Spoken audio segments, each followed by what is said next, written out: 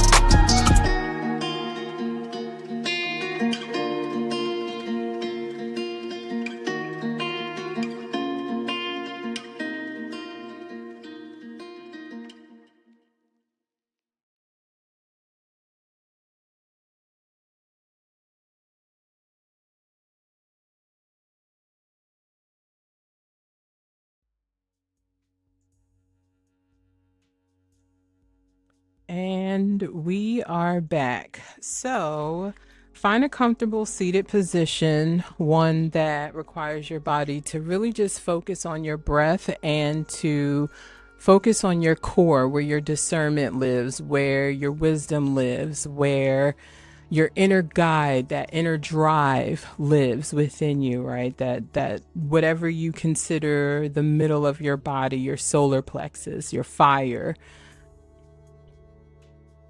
And take a nice big inhale and exhale. One more nice big inhale and exhale. And on this last round, I invite you, as you take a nice big inhale, really filling up the belly, bringing the breath all the way up and through the chest. Bring the breath all the way up to the top of the throat. And as you exhale, I invite you to bring your gaze down your nose or gently close your eyes if you haven't already.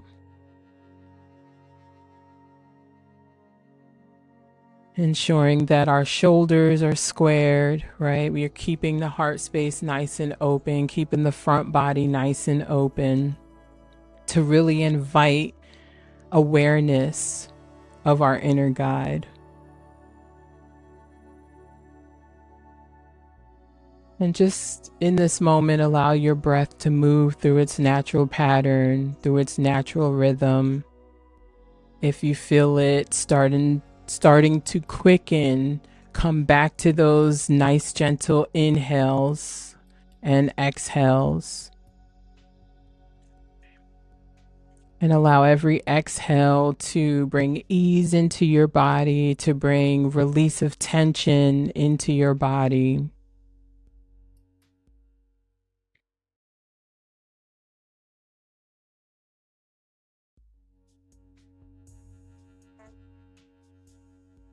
And I want you to take a minute here and think about or bring into your space, right? A moment where you trusted your inner guide and whatever manifested was in alignment with what you felt, what you trusted.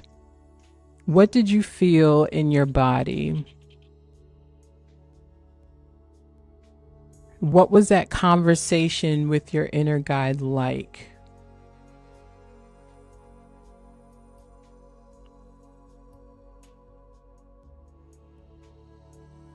And did you allow yourself a moment of stillness to really confirm or deny if what your inner guide was telling you was true?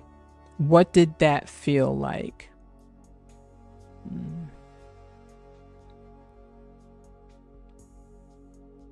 When our inner guide speaks to us, it's not to scare us, it's not to harm us, it's to prepare us, right, for what is next, for what is true, for what is in alignment for us.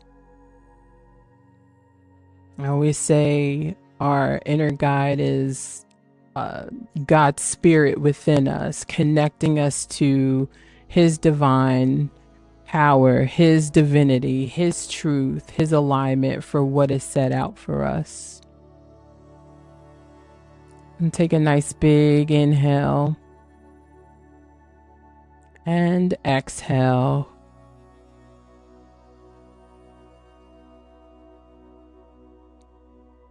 One more nice big inhale, filling up that belly, right? Really filling up and nurturing the space where your soul resides. Allow that breath to come all the way through the chest to the top of the throat. And as you exhale, gently releasing the breath, allowing the body to come back into its natural space. Last round, nice big inhale, filling up the belly, allowing the breath to move up through the stomach, through the chest, through the heart space, up to the top of the throat. And gently exhale. And when the body is ready, you can move around, wiggling toes and fingers, blinking eyes open. Do some journaling, right? If you feel led to journal your responses of what may have came up for you, or even journal to some of the questions that I proposed, right? Give yourself some space to do that. And we'll be right back.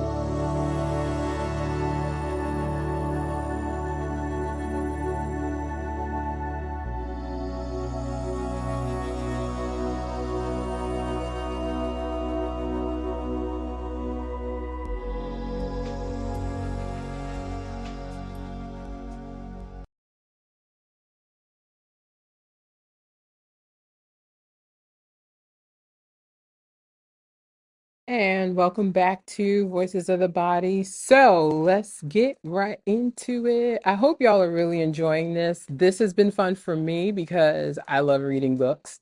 I also really enjoy like sharing the knowledge that I read from these books. And I think this is like a really dope way to do it because I ain't never heard of anybody doing a book club on a podcast.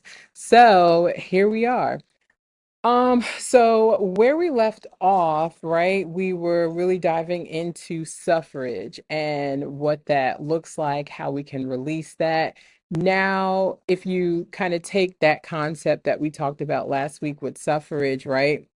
And like releasing the narratives that we hold on to, right? Even to go as deep as the titles that we hold on to, right? Those victim mentalities, those things that keep us bound and in bondage, right? When we release those, we're now releasing perception, right? So as I said, this episode, we're talking about releasing false perceptions and trusting our inner guide, because agreement three of the of all of the things that Arjuna is now learning from Krishna is all about um your discernment, right? And that being your weapon, right? Of course, there's like scripture that comes to mind for that, right? Put on the full armor of God so that you may be protected, so that you may have wisdom, all of those things. So if we start on page 211, right? Um, Arjuna, so like Arjuna, we too are surrounded by deadly foes. These deadly foes are fear, self-doubt, denial, hypocrisy, dishonesty, resentment, anger, contentment, arrogance, mm, disrespect, frustration, cruelty, selfishness, greed, envy, hate, narcissism, and perpetual dissatisfaction. Pause. Perpetual dissatisfaction, right? I always think about like those people who are just never satisfied, right? Like contentment is even off the table, right? Like what is it that is making them so dissatisfied? What are they clinging to that is making them not even find an ounce of happiness, or even be in a place where joy resides within them, right? So we'll keep going. It says, servants of the illusionary ego, these ungodly qualities of the lower potential are arrayed against us in the heart. They emerge from the darkness and confusion of false perception with the singular aim of preventing us from realizing our full potential, our kingdom by birthright.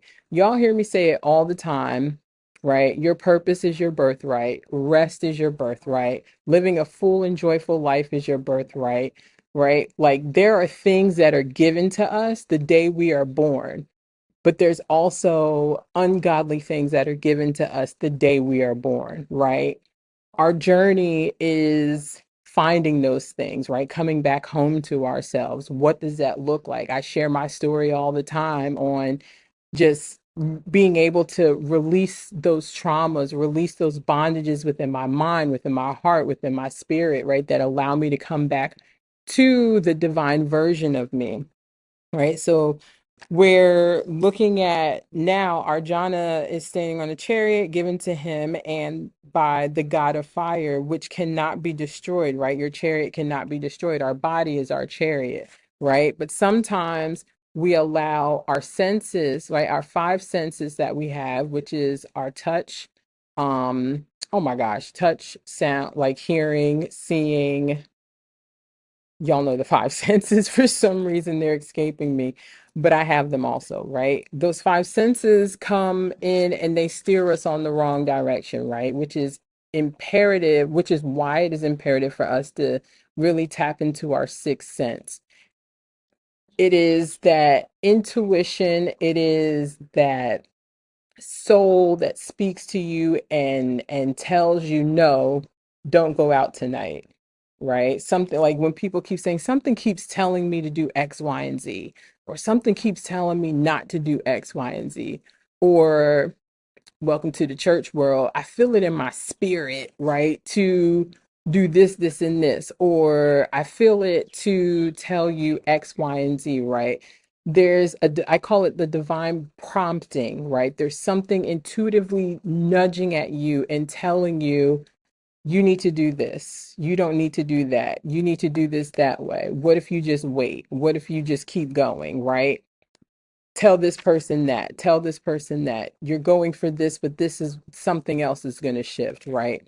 So when we are able to not only rely on our five senses, right? Because if you, so in, when we think about our energy centers, our chakra work, right? You have your third eye, which is your pituitary gland that sits right at the front of your brain, but in between both of your brows, not your eyes, but your brows, where your eyebrows are. There is a visionary space in that space, right?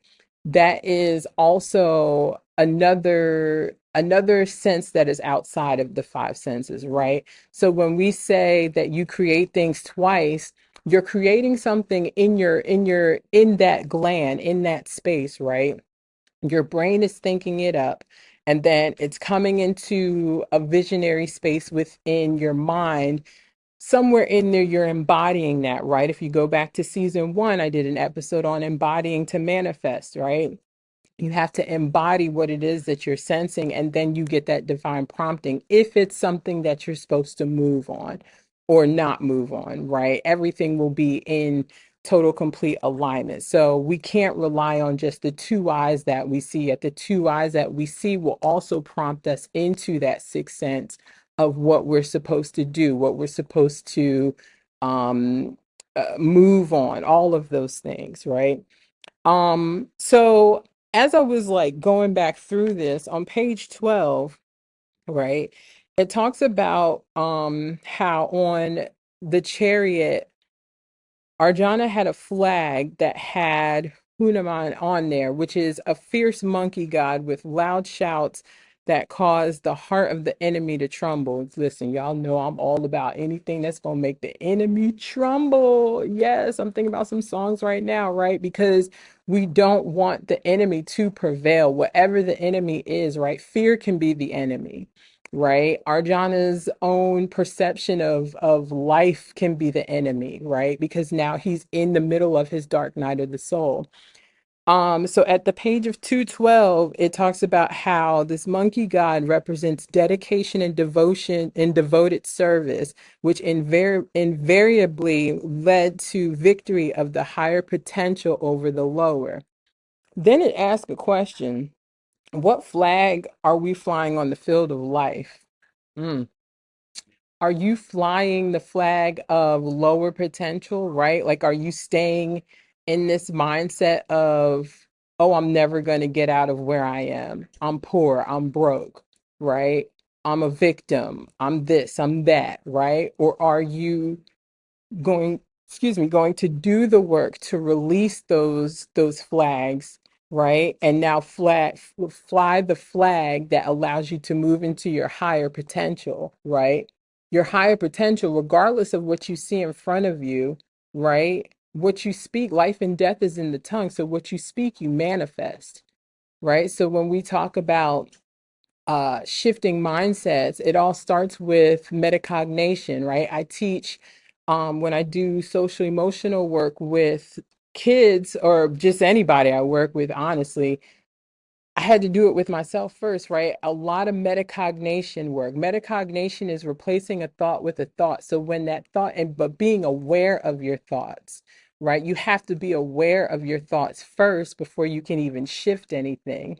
So when that thought of, I'm never going to make it out of here comes up, right? Whatever here is, you have to quickly say to yourself, no, I'm right here where I need to be for a season, and I will be able to prosper. I will be able to move forward. I will be able to keep pushing forward, right? You can you could, so going back to what I said earlier, you create the world in your mind first and then it manifests. It's the same with our words, because the minute you speak something, you're creating a vision for it. Now there's entrapment of the mind because this is the only vision that you have. This is the only vision that you see of what you're going to be able to accomplish, right?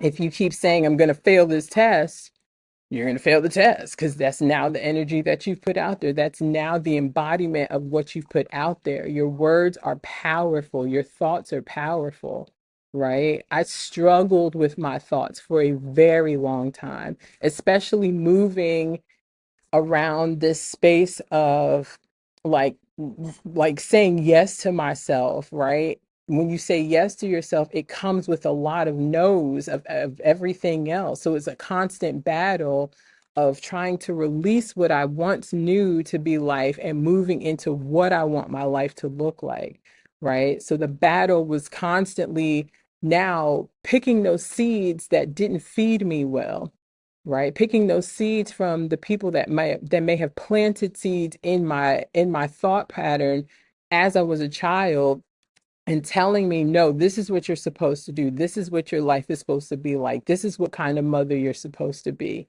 right? This is where you're supposed to live. This is what you're supposed to have. And it's like, but I don't want to do any of those things. I want to do what feels aligned for me, right? So you have to be very conscious of what flag you're flying, right?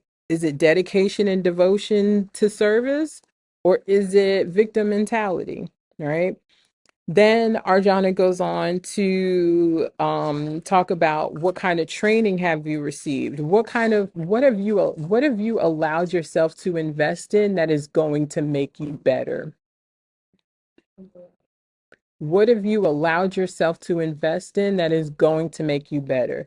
At this rate, you can't even say that, oh, I don't have enough money to do it, because I can pull up Instagram now and find you at least 5 to 10 people that are offering a very small free mini course that is free.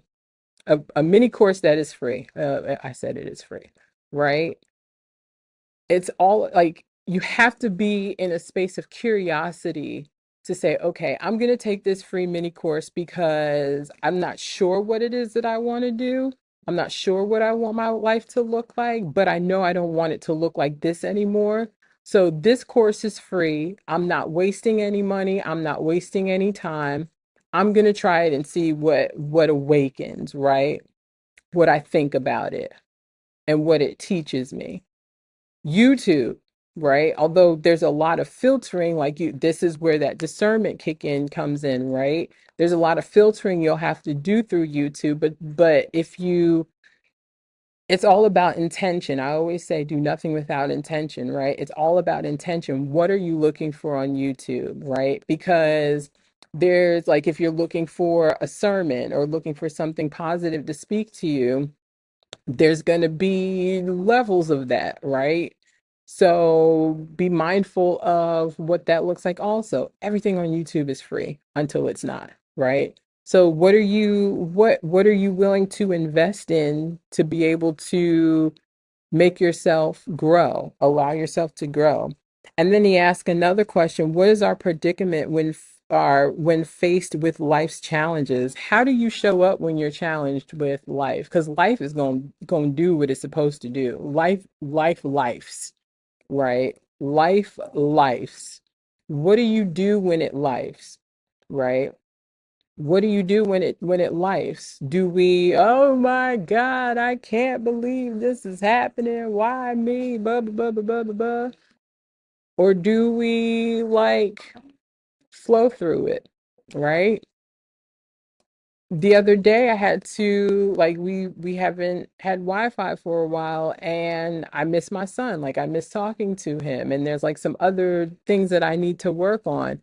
But I woke up one morning and was just like, all right, Ash, like what's in your control? What can you control? I can't control the Wi-Fi. I can't control anything outside of how I decide to show up, my attitude, what I can work on, which I got a lot done, right?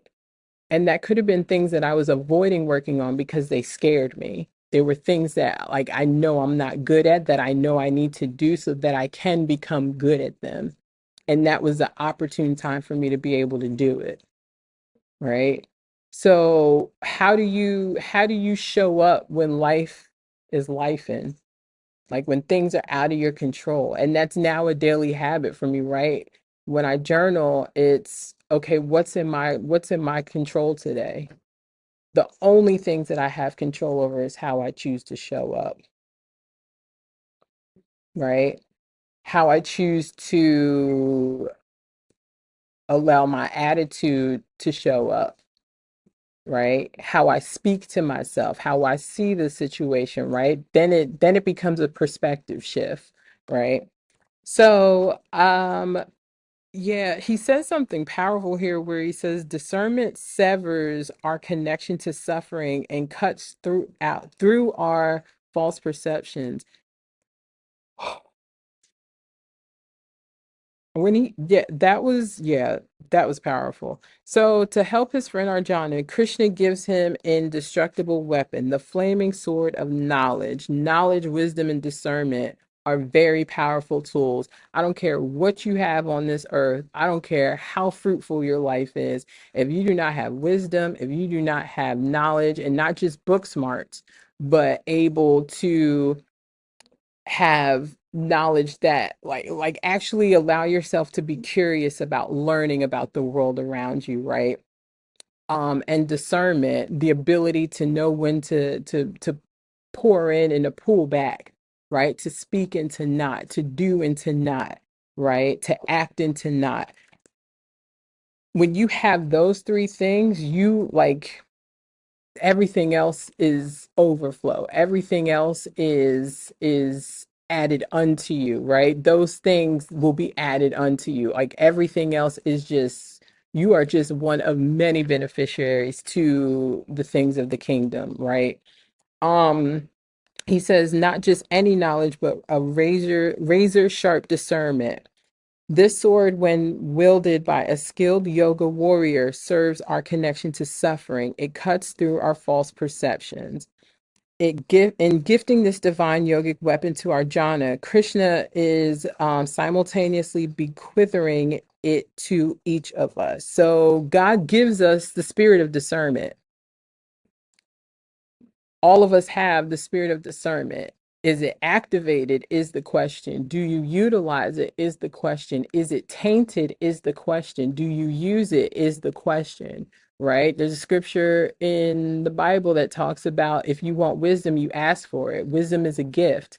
It's one of those many gifts of the spirit, just like speaking in tongues and vision and all of those things, right?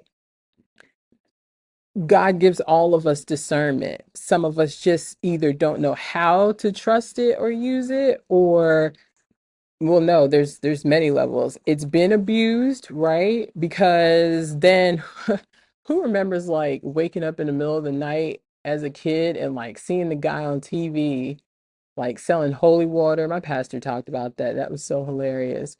Or like just those late night like gospel people on the TV that's like selling you stuff that makes no sense. Like I believe in prayer oil. Is this water really though going to change my life and make me rich in 24 hours if I drink it? Probably not, right? Um Krishna devotes a full third of the Bhagavad Gita to wisdom, and his main teachings can broadly be summarized as follows. So, we're going to move through these three main teachings, right? The first one is remember who you are, the second one is understand the terrain, and the third one is distinguish between the divine and the godly. Oh, I can't wait to get to that one, right? So, when we look at page 213, he says you don't know. He says to our Krishna tells Arjuna when he is like Arjuna at this point is like very confused. He doesn't know what to do. He even looks lost. He looks confused, right? He's between two great armies and he doesn't know what to do. And then Krishna says to him, you don't know what to do because you don't know who you are. You don't know what to do because you don't know who you are. You don't know what to do because you don't know who you are. That is a powerful statement, right? Sometimes, and it's not like those small decision making spaces, right? It's literally like your day to day, your overall, that bigger picture, the lost and confusion of like this bigger picture of life. Like the field in the Bhagavad Gita represents life, the field of life. The chariot represents the body. Krishna represents God. God is with Arjuna to help him figure him out, who he is, right? So when he says you don't know what to do because you don't know who you are, it goes on and says Krishna's very first wisdom teaching to Arjuna is to remember who he is. Remember, Arjuna He was this very sexy warrior, right? He had the stats. He had the stats. He sounded like somebody I would talk to. He was tall. I was about to say he was 6'5" because that's yes.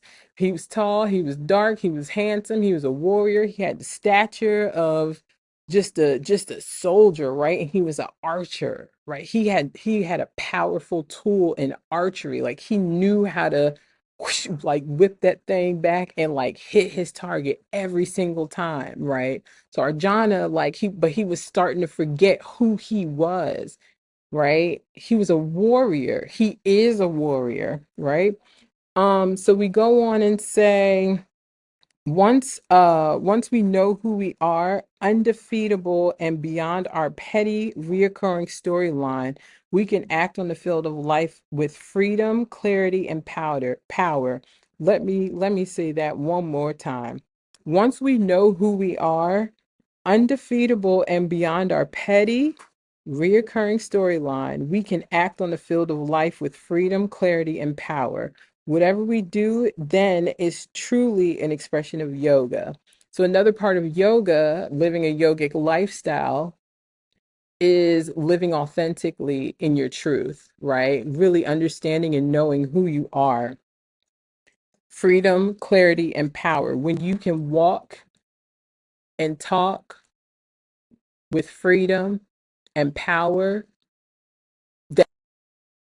then you've mastered understanding who you are at your core, right? So what the dark night of the soul does is it's a death of the soul. It's like a rebirth, right? It's coming back into you and saying, well, not coming back into you, but it's a space where you start dropping the narratives of who you believed you were and start walking in the authority of who you are, right? With that power, with that freedom, and with that clarity. Um, so when we talk about remembering who you are, right? The knowledge of who we are is not something to be learned, but remembered, right? And when I read that, I went back to the episode, if you remember, or if you're new here, back in October, and I'm starting to kind of wrap my mind around this coming October, right? October, I celebrate on the podcast. Uh, Domestic Violence Awareness Month and Miscarriage and Pregnancy Loss Awareness Month, right? And if you remember, we had Savannah on, and she kept saying it felt like her body was wanting her to remember something. This is exactly what that is, right? When she kept saying that, I wasn't 100% sure if I knew what she was meaning, but then something clicked after that episode, and me and her talked a little deeper. But this is what that is, right? You're remembering who you are. So the dark night of the soul is shattering this outside narrative that we've created and is having us come back home to ourselves, who we were divinely created to be. I'm so tongue tied. I'm always tongue tied. Um, like the person waking from a dream who automatically remembers who he is, right? Krishna refers to this teaching as disturbed memory. From disturbed memory comes loss of discernment, and from loss of discernment a person comes lost. So think about people who are just lost, right?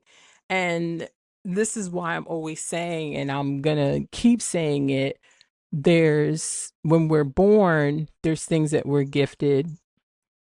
There's also ungodly things that we're gifted, right? Those traumas. Is it your true self or is it your trauma self, right? Trauma has a way of making you not remember anything, right? It has a way of stealing power from you, stealing that trust of discernment, right? Stealing wisdom. Yet when you get on the other side of healing that, it gives you wisdom, right? So that's a tricky place. You have to also pray and ask for it. He then comes to talk about let's see, it started like now it's just kind of going through like miniature definitions of what each of these are, right? So we'll just go ahead and jump in. Um yeah. So we'll start with remembering who you are, right? So on page 221, the simple act of watching the mind dispassionately has brought it to a place of calm. As I breathe in the stillness of the night, I was swept away by an overwhelming awareness of my own presence, my aliveness. I get that 100% because there's been times where I felt like I was just existing, right? Think about that. Have you ever had times in life where you feel like you're literally just existing, right? And somewhere you are starting to like awaken to that and awaken to, okay, well, what can I do to shift this? What can I do that feels authentic to me that makes me feel more alive, right? He then goes on to say, it's sometimes said that the mind is like a pond. For most of us, that pond is dark and impenetrable.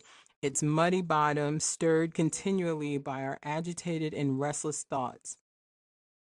In our hectic, results driven daily life, we don't allow the waters of this pond to still.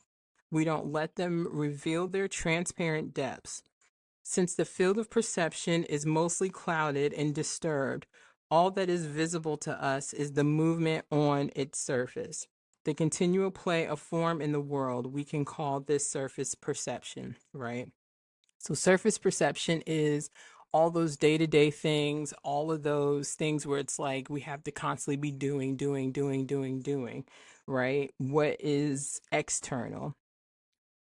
Then it goes on to say there's another kind of perception, which is deep perception, which is when we allow the lake of the mind to still, we can see right through the crystal water to its magnificent hidden depths. Depths. In a state of alert awareness, when the restless, overbearing mind is still, everything seems magnified in clarity and intensity. So when we are able to become still, we allow what is in front of us to not just be it, right? We're able to look deeper. As I've been here, right? The more that I've allowed myself to stay in my routine of building my own meditation practice, right? I start realizing that with the view that I have of like looking over where I am right now in Cambodia, like I'm starting to see like further out, right? So now it's not just the houses and the river that I see. There's more, right? And I feel like every time I'm like, wow, there's so much more. Like now I'm seeing clarity on of the top of buildings like further out, right? Like and I can almost tell you what color they are. I'm seeing like images of trees like further out, like I could just see things a lot further out, right? I've also allowed my perception to be more than what is in front of me, right? I've allowed myself stillness to get curious. I love that word curiosity. I love the practice of curiosity, right? When we allow ourselves to become curious, what do we get from that? um because even like the author continues to just talk about how he became aware of one familiar light shining brighter than the rest in a certain space that he was, right? And described it as the light of consciousness that illuminates all things, right? So when you are able to remember who you are, you're able to engage in this constant light of consciousness and clarity of perception. It's a beautiful thing, right? Like perception is powerful. On page 223, when lost in our story, our life is marked by constant struggle and striving. We become creatures of anxiety. We measure our own worth by the fickle judgment of others or by how much we own or what we can do. We lose the courage to be true to who we are because, like Arjuna, we have forgotten who we are. As a result, we experience an emptiness inside that we cannot seem to fill. We're always dissatisfied despite having so much. Sometimes it takes darkness to appreciate the light, I thought, and I continued towards the temple on the hill. The stars shine brightly 24 hours a day. They never cease shining. But it's only in the obscurity of the night that we can see their brilliance and beauty. So sometimes you need the dark to be able to see the light that is within you, right? To see the light that is for you. We speak about illuminating the darkness, but sometimes it's the darkness that allows us to appreciate the light. It's so true. The obscurity in a dark night experience, when what is fleeting has been broken apart, can give us a glimpse at the self illuminous soul, right? So remembering who we are. Going to page 225. Just as a warrior needs to feel at ease on her chariot, so a yoga practitioner needs to be able to rest and feel at home in their body. We reside in this body for the time being and can give ourselves permission to feel comfortable in it. If we don't accept our body and mind, we struggle to find the tranquility we need to practice yoga, right? So there's another story I wanted to share within remembering who you are, right? And it was talking about like vanity, right? Now, I bring this up because the story was really powerful. Like when I was reading, I was like, it's a bird cage. So this lady walks into a vintage shop, or she sees this, she's walking past this vintage shop, and the story is on page 227, and she sees this beautiful, beautiful, like just just radiating gorgeous vintage bird cage in the window, from the window. She goes in and she's raving and ramping about how beautiful this cage is, and she wants to take it. Like she bought it, she paid a pretty penny for it. She bought it, she took it home, and she just couldn't help but stop staring at it. Like she wanted to, like she cleaned the outside of it. She just was like calling all her friends about, like, how beautiful it was, right? And like they describe, it says it had 24 rib-like pillars. The entire cage had been delicately carved from a single block of jade. If you know about jade, it is not cheap. There were perches of ivy, and the cage floor was sparkled like a mirror, reflecting an intricate pattern designed on the cage's domed turquoise ceiling. Like this thing was prestige, right? So now she's like, oh, I just have to invite all my friends over to see how beautiful this cage is. Oh, it's got jade, it's got ivy, it's got all these beautiful things and trinkets, and it's just gorgeous, darling. It's gorgeous, darling. So she invites all her friends over to look at how beautiful this cage is. One of her friends brings over their little girl. She spent so much time polishing this thing and like just making it shine on the outside and all of that. She invites her friends over to look at it, and they're oohing and they're eyeing, and then they walk away. They go do whatever friends do when they are getting together. The little girl starts crying.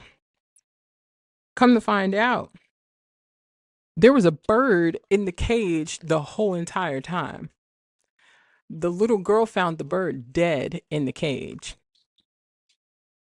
Moral of the story: she spent so much time in awe and taking care of what the outside of this cage looked like, that she paid no attention to the bird that was on the inside, and didn't feed it, didn't take care of it, didn't nourish it or anything. She took care of the cage that it was living in, but didn't take care of the cage.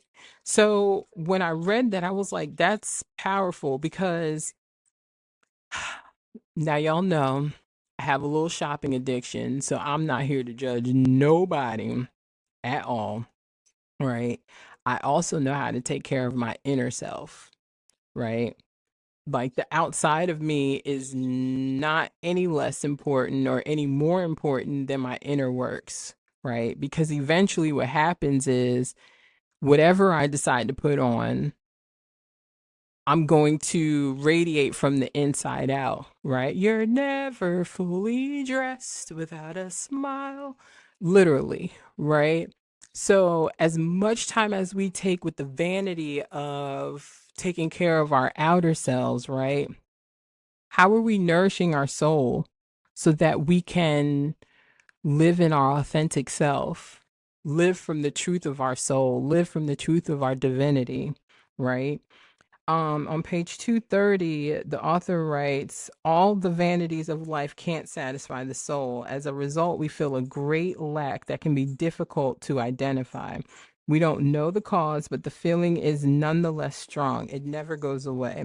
We long to feel the emptiness in our heart. That feeling of emptiness is the hunger of the soul.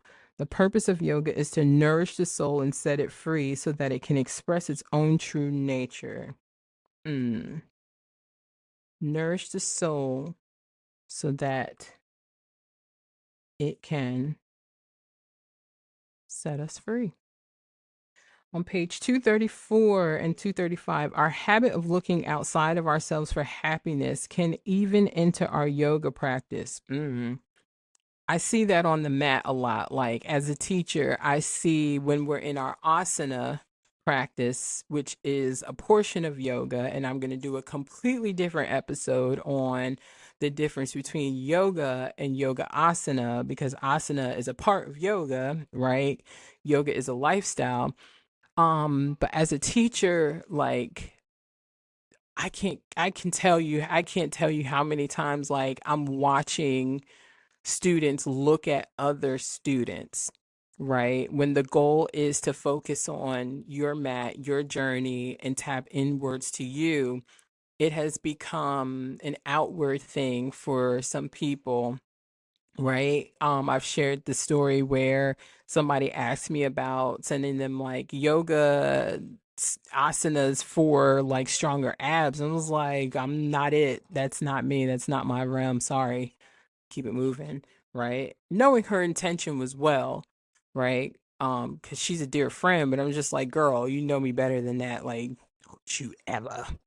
But yeah, like there's a lot of students that I've had the pleasure of teaching who can't keep their eyes on their own mat, right? They're so worried and concerned about what their body looks like in these postures and what somebody else's body looks like in these postures when we don't know what that other person's body has been through. Like I have, especially when I'm a teacher where I'm going to give you, this is what I'm guiding you through.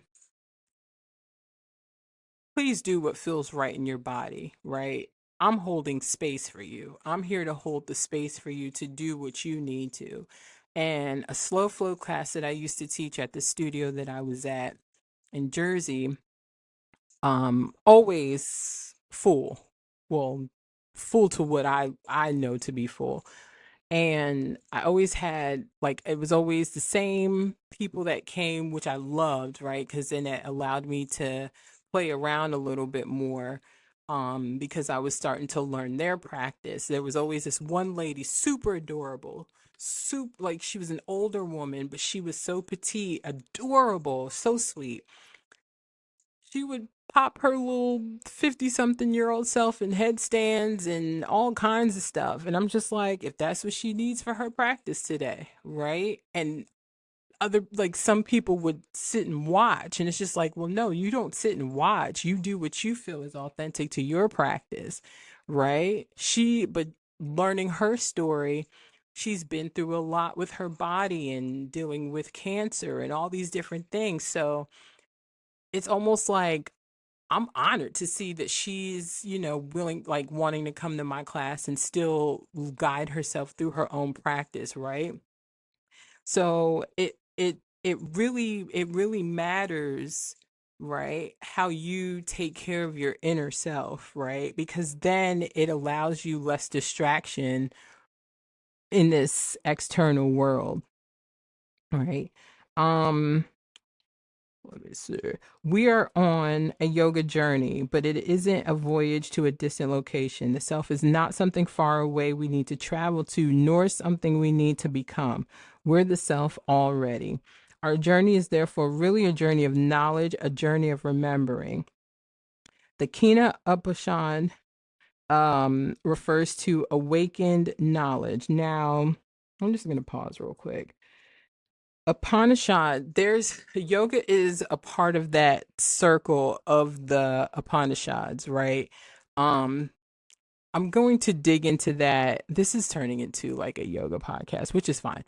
But I'm gonna dig into that in another episode because like there is a true difference, right? And I am in a space where I would like to respect the difference and get people to understand that yoga is part of a bigger picture. It's not what we do on our mat, right? It's a way of life. It's a way of healing the body, mind, and soul to come back to ourselves. But as it says, it's awakened knowledge. Yoga helps us out of a forgetfulness of who we truly are. So Krishna goes on to explain that a person who truly knows the sacred self finds complete fulfillment and contentment in themselves. A yogi or yogini, yogi is male, yogini is female, can directly experience this happiness through their daily practice of yoga. In other words, they don't need to look outside themselves for fulfillment. Happiness is our natural state when illusion is removed or stripped away. Therefore, the way to happiness is not to try to create it, but to see something that obstructs, but to seek everything that obstructs it, right?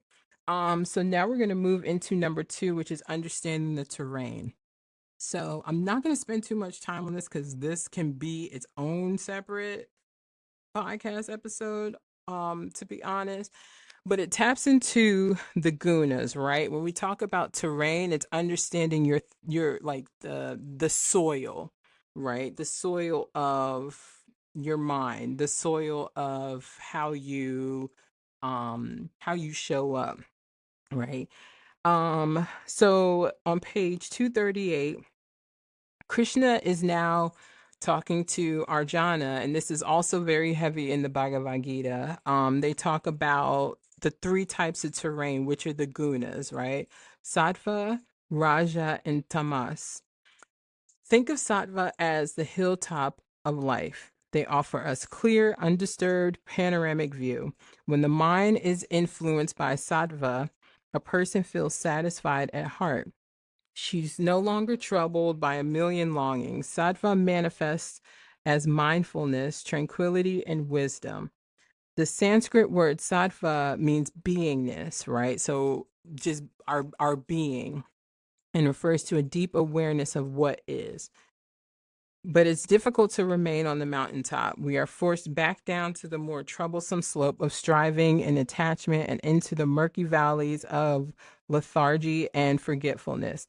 So now we move into Raja, right?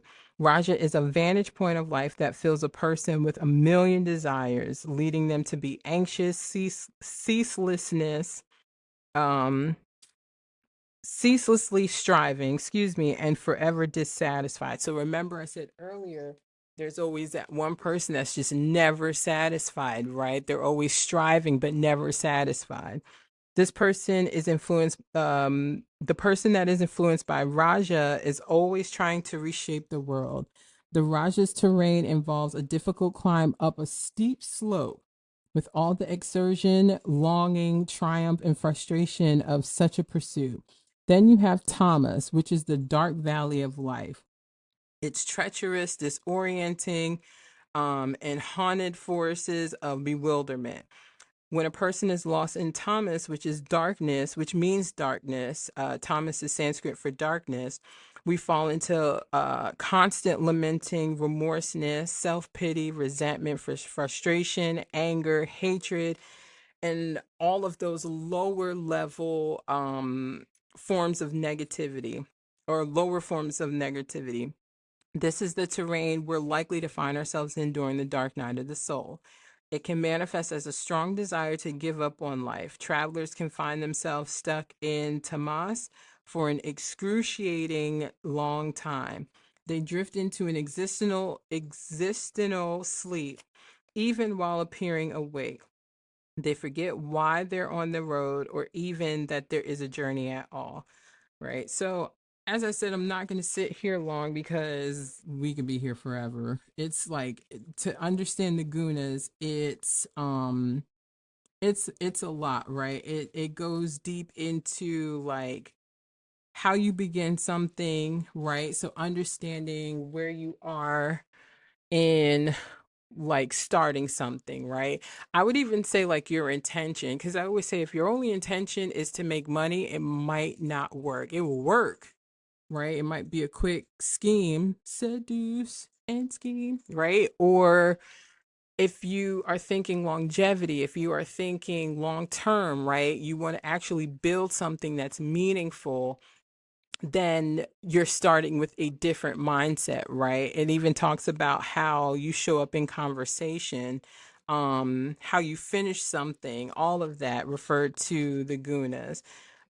So I'm gonna read like there's this little insert that I think is perfect, and then I'm gonna move on page 239 at the bottom, when Krishna is summarizing these three qualities by by what's produced in our heart. Wisdom arises from sattva, greed arises from raja, and negligence and bewilderment arise from tamas, as well as folly. Period. Take that and run with it, right? If you want to learn more on the gunas, you can.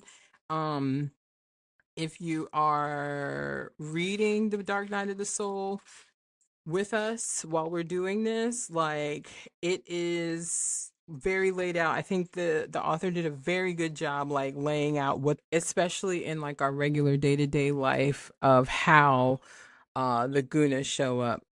So on page 253, he talks about a conversation that he had on like an interview, to really understand how does one transcend from the gunas, right? From the attachment of these three terrains, and it's balance, right? He says at the bottom of 253, uh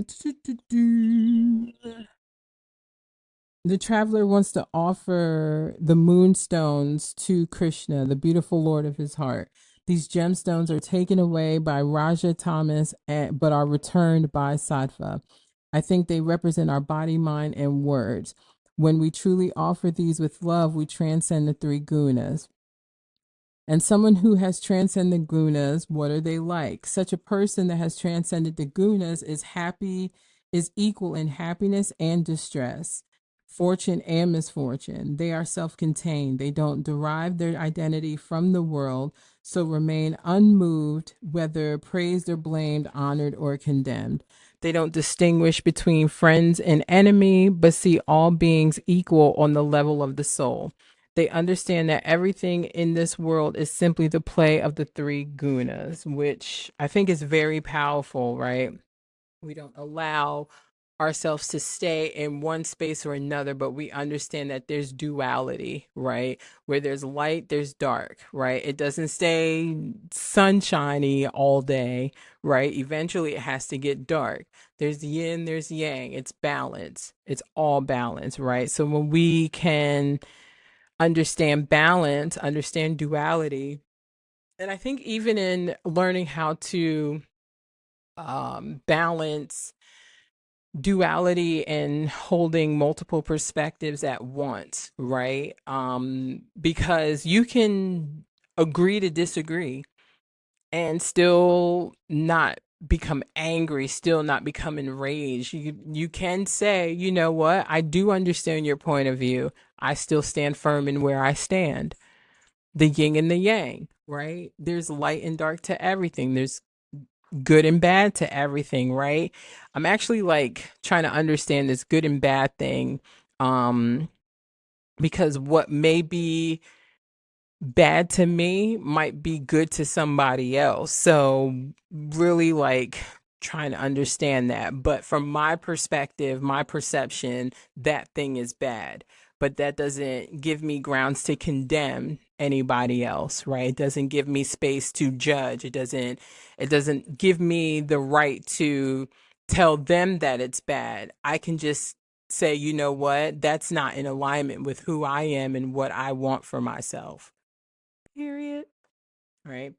And then the last part um is moving into distinguish between the divine and the ungodly, right? So at the bottom of page 257, um the author is telling this story about this guest house for people that are dying. And this one person that worked there for 44 years has seen over 12,000 people die. And the consistent thing that people say at the end of their life is, I wish I had the courage to do the things that I wanted to do, right? um they have a lot of regrettable decisions that they have made during that were driven by those lower qualities of life, right? Those lower qualities are what they consider like the ungodly portions, right, that are within us, right? Because divinity isn't all dark. Divinity isn't bad. Divinity isn't low, right? It's whatever continues to keep us elevated. Um, so he says that the wealth of the ungodly is these lower qualities, right? Krishna lists 6 qualities that injure us: hypocrisy, vanity, egoism, uh, anger, harshness, and absence of wisdom. The last of these, which is absence of wisdom, is the gold in which every ungodly jewel is set. Remember in the beginning, right? Discernment. Wisdom and discernment are not going to be far from each other. Yet, discernment is given to everybody. Wisdom is when we have to tap into it. Wisdom is listening to it, right? Ungodly qualities are so familiar and near to us that we usually fail to see them in ourselves. Going to page 258 at the bottom, the person that has been working at this uh place where people come to die, right? And this is in a foreign land somewhere in the Middle East.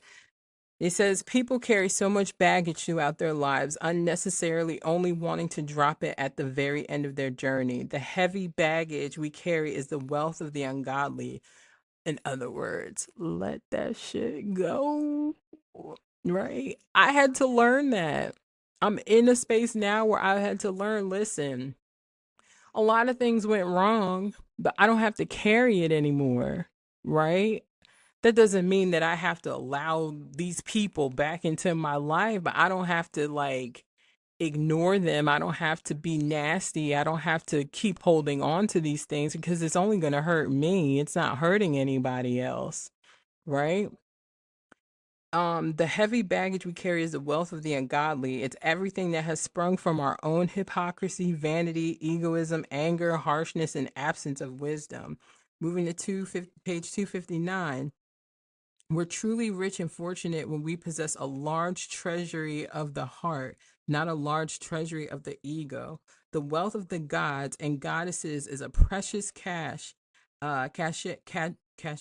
of unearthly qualities: fearlessness, purity of heart, discipline, nonviolence, truthfulness, avoiding anger, non-attachment, tranquility, compassionate, kindness, humility, vitality, patience, and much more, right? It makes me think about the yamas and niyamas. I'm about to teach y'all so much about some of this yogic lifestyle stuff. Like, it's like, especially like that non-attachment, right? That's important. We have to learn to let go, because that very thing you're holding on to could be the very thing that once you let it go, it's like opens up a world of things for you, right?